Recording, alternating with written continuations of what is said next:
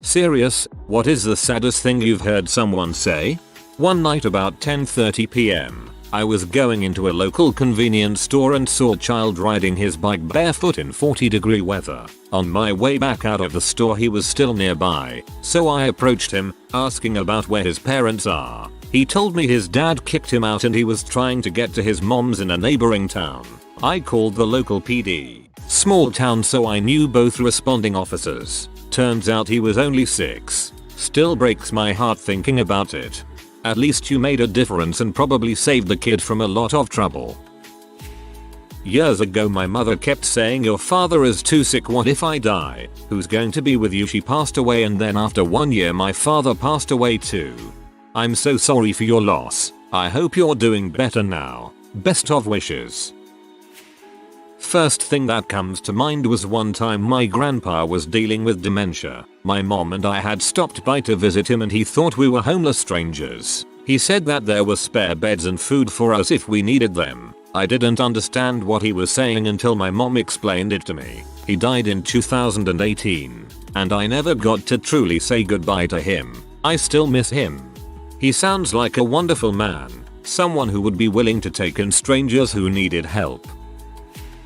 I kinda wish you would have died instead of your brother. Context: when I was 23 my 21-year-old brother died. My mom and my brother had a very toxic relationship, whereas her and I had a decent. And she said this because if I would have died she wouldn't have felt as much guilt at as much of a failure because her and I were good. But with my brother there was just so much regret and things left unhealed. I was at my grandfather's funeral with my family. Never having seen my dad cry, he turns to me in tears and says, I had the greatest man in the world as a father, and you guys got screwed. This was the saddest one I've read so far. My grandpa had a stroke about 10 years ago and was bedbound for 2-3 years after at home. My grandma was just starting to suffer from dementia. We got a call one Sunday morning that grandpa died. The whole family started to head over to their house. The funeral director came to take his body and asked us to all go into another room while they took him out. During this, grandma seemed to only partially understand what was happening. The funeral director let us know they would be wheeling him out shortly and would have to pass the room we were in on their way outside. Everyone was quiet as they wheeled the stretcher to the door. When grandma said bye Frank, that just freaking killed me. I've never told anyone this before. My grandfather loved watermelon and my mother loved watermelon, and she said watermelon will always makes her happy. When my grandfather was on his deathbed all he talked about was how my mom, his adopted daughter, his favorite child, was growing watermelons in the backyard. The watermelon plant was just barely beginning to form fruit when my grandfather had to be taken to the hospital for a long-term stay. Every day he would talk about how he needed to get home in time for the watermelon to be ripe. He was a feisty old man and at some point tried to escape the hospital. He cut holes in the hospital pillow covers and wore it like a tunic and got so far as the street before staff realized he was missing. They brought him back and my mother told me that he was sobbing and that he just wanted to go home and eat watermelon. He passed away about a week later. My mother was distraught and she stopped tending to her garden and the watermelon never ripened. It's been 6 years since and my mother still won't grow watermelon because watermelon doesn't make me happy anymore. If you guys wanted to hear something else sad but also kind of sweet but mostly sad, he was going through dementia pretty bad in the hospital and my sister was 9 at the time. A few days before his death he stopped recognizing my mother, but he would call my little sister by my mother's name. In the end he remembered my mom as his little girl.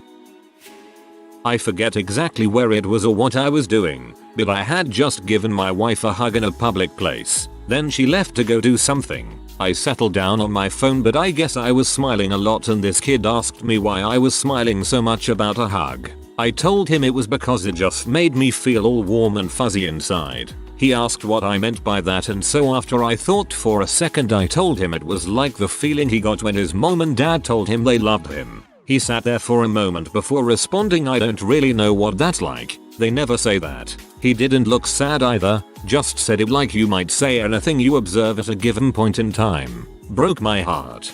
Sad kids who don't know they're sad are the saddest.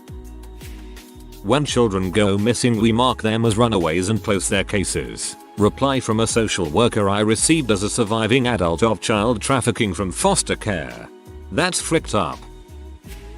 From someone dropping off a prescription for a children's EpiPen.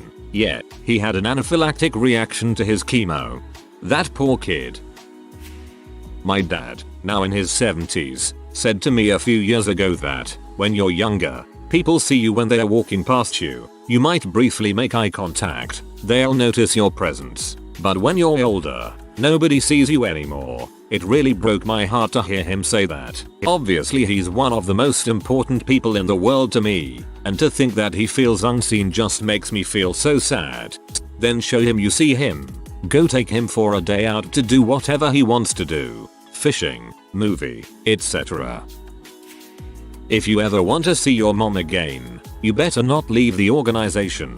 Backstory: my mom had just died of cancer. The organization she spoke of was Jehovah's Witnesses, the religion my mom's was and I was at the time. The condition for seeing my mom again was that I would never question them.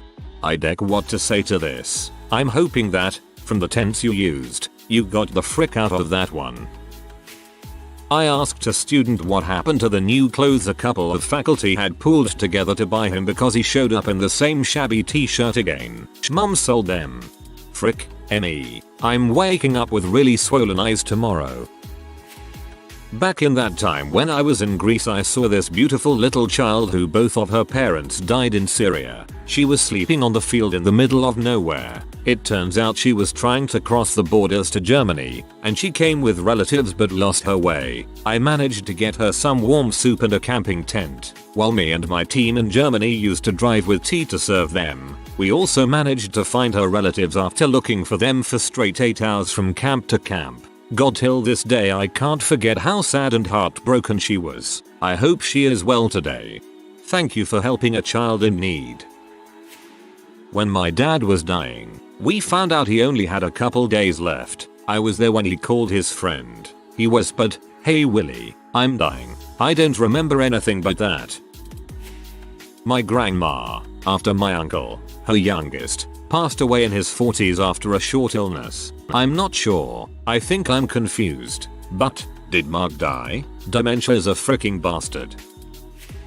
My wife and I were foster parents. We went to an event with our foster child at the local Museum of Science and Industry for foster kids. The museum had a rope obstacle course that is way up in the air. Kids at the event were not allowed to do it because they are in state care and there are limitations in what activities are deemed dangerous. For instance, our child could not be in a trampoline or ride in a motorcycle. The cutest little girl, maybe 6 years old, told my wife, "I hope someday somebody wants me and I can go up there." I cried just typing this. Freaking kills me. This right here is why I want to foster and or adopt children. No child should ever feel like they're unwanted or unloved. I was 7, 1/2 months pregnant with my daughter. I had to go to a doctor's appointment alone. My doctor looked at me and said, "I have bad news. Your daughter has a fatal heart condition and she is going to die." 3 weeks later, I gave birth to my beautiful stillborn daughter. I am so sorry. A long time ago I was hanging out in my room when my roommate came home from work. It was silent for a while. He didn't turn on his computer, his switch. He was just sitting in his computer chair. Then I hear him whisper to himself, "I miss you, Dad," and he starts sobbing. I found out that morning was when his dad passed away from a brain tumor. It was indeed a sad day for many. This still guts me. Ever since I read this when you posted it, it sticks with me because I dread the day I lose either of my parents, especially my dad. I'm sorry for your friend's loss. I will never in my life forget the sound of my sister's voice when she called to say her kid died. We all knew it was coming. She was born like 12 weeks early, had a brain bleed, a bunch of other issues. Doctors already told them if she survived she would have severe mental and physical disabilities, etc. But the sheer heartbreak in her voice. I can't imagine anything worse than losing a child. I hope your sister is doing okay. I worked with a man who lost his entire family in a house fire. He told me he could hear them screaming but couldn't reach them. Jesus, that's a giant seed for survivor guilt. I hope that guy got some help. I can't even imagine that kind of trauma. I used to work at a school, and there was one kid who we all suspected strongly that she was being neglected by her mom. This kid would show up dirty and disheveled, constantly had lice, and was overall not well cared for. On her birthday, her mom was supposed to visit her at school. The whole day before the mom came, this kid was excited as frick to see her mom basically acknowledge her birthday. Just as we got word that her mom had come, the kid says excitedly, "I hope my mom gives me a kiss." I had to step out after hearing that. This is one of the saddest for some reason. In a casino in Mississippi, I once heard a woman praying to a giant Elvis statue because she was broke and desperately needed money. When me bro died and we went to see him in the funeral directors, the way my dad patted his shoulder and said, "Right, I'm going now," the same way he would say it after we had visited to have dinner or something. But there was just a finality to it which made me realize we'd never see him again. It crushed me. "Mommies don't love us, only babysitters do," said by my 4-year-old nephew about my sill to his babysitter. There are two that stick out to me along my life journey. 1. I have a close friend. We've been friends for 30 plus years. He had a tough upbringing. His dad passed suddenly when my friend was 5. He grew up pretty much in poverty. His mother had a lot of untreated mental health issues. She loved her kids and did her best, but it really wasn't enough. He continues to fight his own demons to this day. One day, we were talking about our upbringings. Mine was pretty much the polar opposite of his in every possible way. During the conversation, he just looked at me and said, "Well, the difference between your upbringing and mine is that your parents were invested in you. My mother wasn't invested in me." It just kind of hit it all home for me in a way that really made me sad. He was just born into a really bad situation and had to make the best of it. Life is very, very unfair. 2. A friend of mine was expecting her first child. Some of the early genetic testing came back as questionable and she was getting some further testing. My friend also has a heart condition that made her pregnancy high risk. If the baby ended up dying in utero, it could have some very serious complications for her. So if the genetic testing came back with a genetic anomaly, her doctors were highly recommending terminating the pregnancy. This went against everything she believed in, but she was also very cognizant of the fact she would be risking her own life by not getting the abortion. She was really having a crisis of conscience. Eventually, the second round of genetic testing came back and it showed, with 99% certainty, that her son had a trisomy that was incompatible with life. Babies born with this trisomy are either stillborn or live for just a few hours to a few days after birth. Her doctors said she had a week to decide on terminating the pregnancy. If she waited much longer, it would be very difficult for her to legally get an abortion in her state. The decision was torturing her and she really didn't know what to do. Her husband and her family were pushing her to terminate. She just couldn't bring herself to do it. She wanted to leave it in God's hands instead. We talked to each other a lot over the next few days. About 4 days after she found this out, there was message on my voicemail at work and all it said was, "Looks like God made the decision for me." I knew she had miscarried and her voice just sounded like she was completely and totally gutted. The whole thing was beyond heartbreaking.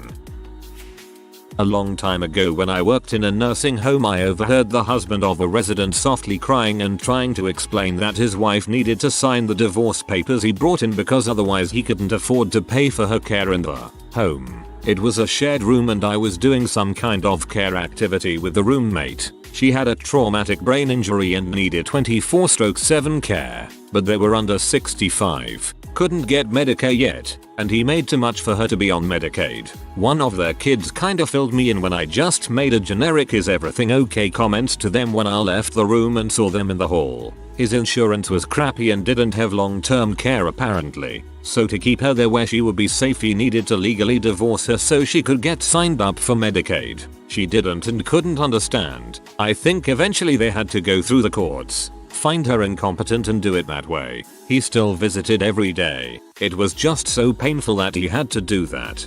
Frick the American healthcare system. Frick it. We were helping mind 2 children of someone who a relative used to mind every so often from across the road. After an hour here or there over the course of a week, they come up to us and asked if they could come stay with my partner and I, as we would play with them and no one plays with them at home. They were generally known as naughty kids but were brilliant with us. It was a gut-wrenching feeling having 2 young children look at you with hope and not really being in a situation to help. I've been in this situation too. It is gut-wrenching. I still think of those kids regularly, and this was 20 years ago. When my aunt was alive, she suffered from dementia. At a family wedding, my cousin Eric went up to her and struck up a little conversation. After he walked away, I heard her say to my other aunt, "Who was that young man that kept calling me grandma?" My parents both never left our home region more than 30 miles away from their hometown, and I was born and raised in that same area. Neither pursued higher ed, and all of my siblings did. Lots of loaned scholarships, debt, and grants, but we did it and are all more familiar with the world outside our lovely cozy hometown. But my parents always provided. My dad, especially, was always very thoughtful at like yard sales and Goodwills. Would build us nice computers out of spare parts he'd find from donated broken trashed machines, among other small but thoughtful and intentional gestures. The night before I left to go to uni in a big city hundreds of miles away from home, my mom was tired and went to bed, and my dad and I ended up getting drunk. At some point we are having a heart-to-heart and end up sitting on the road in front of my house looking at the beautiful star-filled rural night sky of our home. He turns to me with tears in his eyes and says, choking back tears, "I may not have a big and expansive life, and sometimes I regret that I couldn't do more for you all growing up." Instantly had tears of my own. My dad is a fantastic father, and not only provided dutifully with mom, but was always looking to exploit his knowledge and resources to do something special for us just to make us and mom happy. It broke my damned heart that he was looking at where I was headed versus where his life was at, and felt like he didn't do well to prepare me for a bigger, better life. That he thought he wasn't the best father he could be to us, because he always was and still is. I was able to navigate completely foreign and unmapped life challenges in a totally new and foreign environment because I knew I had a solid system of upbringing and support. Without a doubt. Your dad reminds me of a line from a country song. That's the life you can hang your hat on. He sounds like an amazing, solid man. My grandpa talking about his older siblings. At the time, his older sister had cancer and didn't have much time left. His brother is getting up there in age and is starting to forget things, and was put into old folks home. Just the tremor in his voice and him trying to hold back tears was so sad. I haven't seen him like that since my dad, his oldest son, passed 15 years ago. My grandpa blaming himself for the death of my grandmother. "If only I would have woken up sooner, she would still be alive." I was at the funeral of my husband's work buddy, and he was an eccentric guy. Not everyone's cup of tea, but my husband and I got along with him. He was in his earlier 50s, battled multiple types of cancer for 6+ years. He'd had a brain tumor removed 6 months before he passed. He was the baby of his family. His father has Alzheimer's. Through the social gathering before the funeral and during the service, his father didn't say anything. It seemed like he didn't really know what was going on. When the casket was wheeled out, the family walked behind with dad right behind the casket. As the pallbearers loaded the casket into the hearse, his father called out, "But I'm not ready." You could hear the heartbreak in his father's voice. Everyone was crying. I will never forget that moment. My younger cousin suffers from autism. He was bullied horrendously in public school. He would come home completely in tears. One day he was refusing to eat and just said in a quiet whimper, "I wish I wasn't broken." Walked by a mom and a boy who was crying. I was walking longer ahead when I heard the mom say, "You're a 10-year-old boy. Stop crying like an autistic." I'm autistic myself and that broke my heart. What the frick? When my mom told my grandma that her little brother died, my grandma said, "I guess I'm the only one left in the family." That's fricked up. I remember seeing her interview with a model who said that she liked going to cat cafes because it made her not want to kill herself. This really got me. Only being appreciated for your beauty while simultaneously never being beautiful enough is freaking depressing. Most models struggle a lot, I think.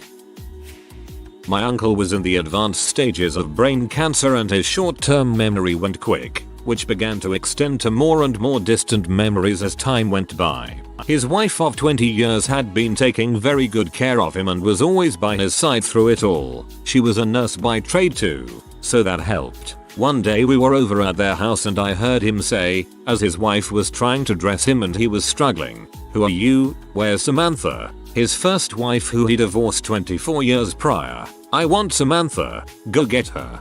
Ouch. The way my cat swirled around my leg after I gave him a treat and let out a small meow and went outside only for me to find him dead the very next day. I just found out my cat got hit by a car a couple hours ago. This hit hard.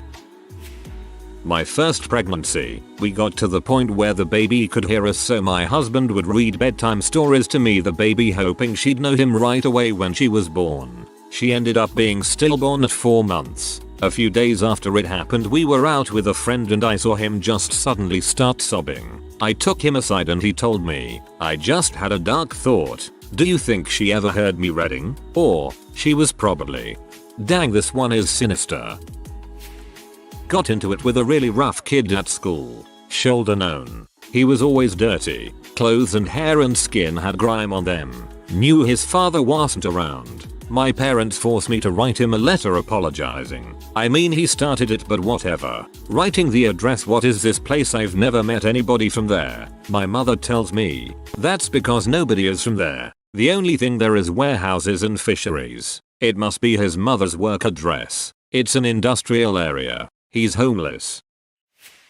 I have a niece, Banana, who has a out there older sister who does a lot of crazy stuff and always plays the victim in the situation. For example, my mom complimented her hair and she shaved it all off because she wanted to start all over so the length would be even. She had one side already shaved, and then about a week later, her mother told her she had to find a job, so she punched her. When she threw her out, she called us crying and said her mother was overreacting because she meant to punch the chair, not her. This is some of the tame things she's done. Well, Banana's turning 15 and wants to get a piercing. She was trying to decide between a nose or belly button piercing and, with my mom's permission, is getting a nose piercing. A little stud. Well, she told my grandmother on the phone, who said, "That's a little bit like something your sister would do." Huh. Banana is scared of being like her sister because of all the horrible stuff she has done. The next day, my grandmother called and said she wanted to talk to Banana. She was on speaker and said, "Hun, I've been really feeling bad about saying that you were like your sister and I want to apologize. You're not like her. You're nothing like her." Grandma sounds like she's tearing up. Banana actually does start crying. My mom gives me a pout like she wants to cry, and I'm thinking about crying. I didn't realize how much being compared to her sister actually affected Banana until that moment. That would be my nephew admitting he knew information that would have saved his grandfather from going to jail for 7 years on false charges, but didn't want to miss out on free drugs and alcohol. For a project in college, I spent a lot of time interviewing homeless people around town. One woman was a homemaker who became an alcoholic and a drug addict. She was sent to a rehab facility in my college town, failed out and was disowned by her family. She said she sees her daughter walking around campus sometimes, but her daughter refuses to acknowledge her. I was the most hair-breaking story I have ever heard. When my grandpa was in the hospital and losing the fight against the cancer, he once said, "I want to go home to my brother now." His brother had died about 2 weeks earlier. Grandpa passed away about 2 days after he had said this. Grandpa knew his brother had died. I was a substitute teacher and I was on recess duty and I found a 3rd grade boy sitting by a tree, crying. I asked him what was wrong and he told me he didn't want to live anymore. Oh God. If you are new to the channel, you can subscribe. I publish new videos every day. Until then, check another video.